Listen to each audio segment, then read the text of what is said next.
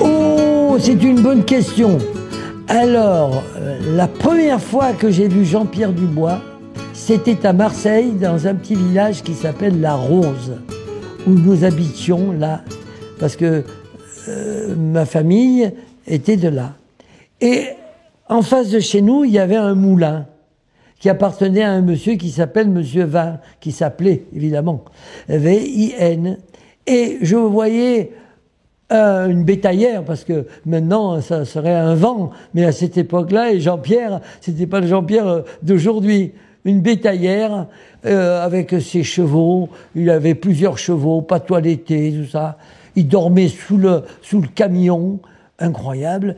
Mais moi, c'était dans les années 55, 1955, j'étais même pas encore dans le métier. Et je voyais ce monsieur descendre ses chevaux, les toiletter, les ferrer, et il allait courir le week-end à Marseille, soit au Pont de Livaux, soit au Parc Borelli, et il repartait toujours à vide. Quand il repartait avec son camion, parce que quelquefois il vendait le camion aussi. Ah ben lui, Jean-Pierre, vous le mettez à poil dans le désert, non seulement il sort vivant du désert, ce qui n'est pas évident, mais je veux dire, il sort au sulky d'or avec sa casaque. C'est un homme déception. Ah ben non, mais c'est un homme déception. C'est un homme déception. C'est un homme déception dans tous les domaines. Et quand je dis exception, c'est parce qu'il vient de la terre. La vérité, c'est la terre et les animaux, et en particulier le cheval, et le cheval de course. Pourquoi ? Parce que le cheval de course, on le vous voit, il est noble. Et si nous n'avions pas eu le cheval, nous les humains, je ne sais pas ce que nous serions, mais on serait certainement pas ce que nous sommes aujourd'hui. Alors il faut être très respectueux du cheval. Et là, on a tendance à s'éloigner un peu de la vérité de la nature humaine, la terre et le cheval. Jean-Pierre, il m'a appris l'observation et écouter. C'est un homme de déception, au risque de me répéter. Il est très discret, mais il m'a amené en Italie, drivé, sur son centre d'entraînement.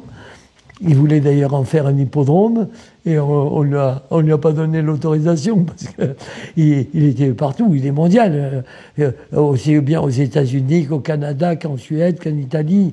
C'est un homme qui est d'une curiosité, et dans sa modestie, il donne toujours l'impression d'essayer d'apprendre, et il pose la question. Et un jour, j'avais des chevaux que j'entraînais pour lui avec sa casaque, et après associé avec M. Daniel Windhausen. Et il me dit, c'est lui personnellement qui m'appelle, je crois qu'il l'a dû faire une fois ou deux. Il a reçu une de mes factures qui apparemment l'a un petit peu surpris, parce qu'il devait avoir certainement des tarifs différents ailleurs, mais moi je ne faisais pas de tarifs. Moi j'ai jamais dragué un propriétaire, ce sont toujours eux qui venaient à moi, et j'en ai refusé plusieurs, et j'ai défendu beaucoup d'entraîneurs vis-à-vis des propriétaires, ils ne le savent même pas. Des entraîneurs qui m'ont critiqué, je les ai défendus et très bien, parce que finalement, les propriétaires sont restés chez eux, et puis la forme est revenue, et puis c'est reparti, voilà. Et ce jour-là, Jean-Pierre, il me dit, j'ai combien ? J'ai un cheval ou 10 chevaux chez toi ? Alors ça m'a surpris. J'ai dit, mais Jean-Pierre, pourquoi tu me dis ça ? Je le tutoie, on se tutoie. Et il me dit, ben parce que j'ai... Bon, ben je lui ai dit, écoute, c'est mon tarif. Il me dit rien. Il me dit, est-ce que je peux venir à l'entraînement ? Ben, j'ai dit, Jean-Pierre, évidemment, tu es le bienvenu. Et le lendemain matin, à 7h, je le vois arriver au volant de son vent à 2 places, avec 2 chevaux. L'après-midi, il courait à Enghien. Et il a fait 2 lots avec moi. Et là, De l'eau, il n'a rien dit, il a regardé. Nous sommes allés à l'entraînement, sauter les chevaux, et moi j'ai fait comme s'il n'était pas là. J'ai fait mon métier d'entraîneur comme je sais le faire. Et auprès du deuxième lot, il est venu me voir, il m'a serré la main, comme on serre la main d'homme à homme, avec une sincérité humaine et professionnelle, et il m'a dit, Jean-Paul, tu n'es pas cher.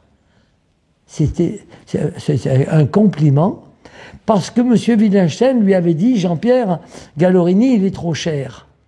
Et ça allait un peu dans ce qu'il pensait. Et il a voulu voir par lui-même. Et évidemment, il a vu, c'est un compliment professionnel, d'un respect. Et puis après, nous sommes restés, et je suis invité chez lui, où je suis allé. D'ailleurs, une certaine époque, nous allons dans sa propriété à Normandie. Lui était au sulky, moi, il m'avait donné un sulky aussi, on se promenait. Et il me dit, ça, c'est à moi, ça, je vais l'acheter. Ça c'est pas à moi. Mais pendant 1h30, voire 2 heures, on s'est promené. Il y avait des pistes de partout. C'était tout à lui de partout. Et après, nous déjeunons, l'un en face de l'autre, tous les deux. Et il me vient une idée. Mais il me dit Jean-Pierre, mais c'est incroyable. Si ça continue, tu vas acheter le département de l'Orne, le clôturer. Un blanc, tu sais ce qu'il me répond? Il me laisserait pas faire. Tu vois la dimension. Et c'est un garçon, quand tu lui parles d'un sujet, tac, il capte. Et de suite, il a la dimension visuelle mondiale. Pas dans l'esprit du petit breton où il est né à côté de Haller.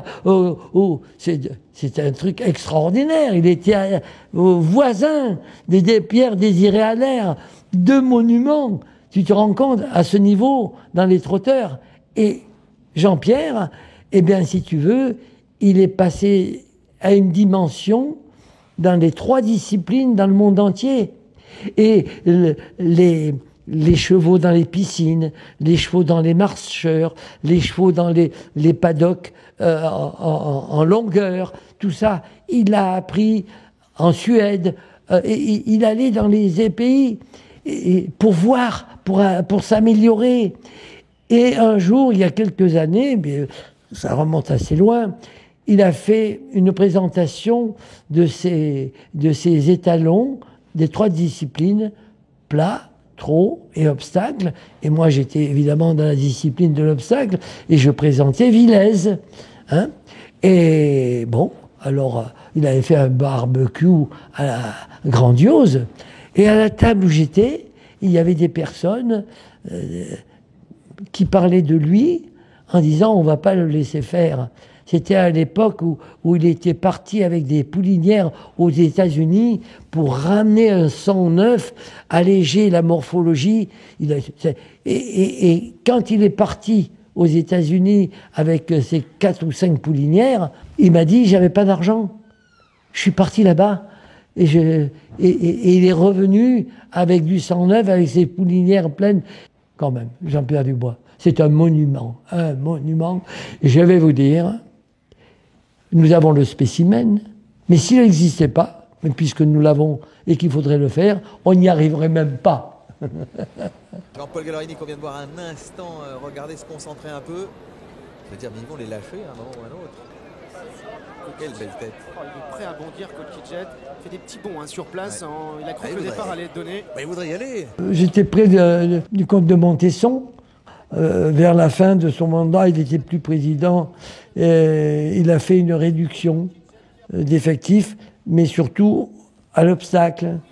Et puis j'ai été contacté par son directeur qui me dit, Monsieur Gallorini, nous allons faire... Il me dit, est-ce que vous pensez que on peut en parler à Monsieur Wittgenstein? J'ai dit, évidemment. Vous pouvez lui en parler? J'ai dit, moi, oui, je peux lui en parler. Alors j'ai Monsieur Wittgenstein au téléphone et je lui dis, Monsieur Wittgenstein, évidemment, il le savait. Et il me dit, qu'est-ce que vous en pensez? Eh bien, je lui dis, qu'est-ce que j'en pense? Il faut tout acheter. Il faut acheter tout l'élevage d'obstacles. C'est un élevage exceptionnels. 5 grands cibles de chasse de Paris, entre autres. La souche est là. Alors, oui et non, et puis finalement, monsieur Wittgenstein me dit, écoutez, je vais réfléchir, je reviens vers vous. Bien monsieur, rien du tout. Après, j'apprends que Jean-Pierre Dubois, c'est lui qui a tout racheté, et il s'est associé avec monsieur Wittgenstein, ce qui lui a mis le pied à l'étrier pour le plat. Parce que quand vous voyez la réussite de Jean-Pierre, d'ailleurs on l'appelle le chef un peu familièrement, mais aussi bien d'un prix il a même gagné le prix de Diane, vous vous rendez compte, lui comme avec sa casaque, éleveur, enfin c'est grandiose. Et je lui ai dit par contre à M. Wittgenstein, je lui ai dit vous avez fait une erreur. Alors il me dit ah bon, c'est quoi? J'ai dit il fallait acheter Cadoudal aussi, parce qu'il était dans le lot, Cadoudal. J'ai dit, il fallait acheter toutes les poulinières, et elles n'étaient pas toutes à vendre, et ils ont acheté que les 2 ans. Et pour revenir à votre question, il y avait Kotkidjet, qui avait 2 ans, Indien Bleu, Géos, que des cracks. Le temps a passé, et moi j'ai été très heureux, nous avons gagné le Grand Prix de chasse de Paris, entre autres, avec... mais tiens, là, vous avez Indien Bleu, qui était un champion. Hein, on a gagné... Bon, c'est des très bonnes... de très bons souvenirs. Très bons souvenirs.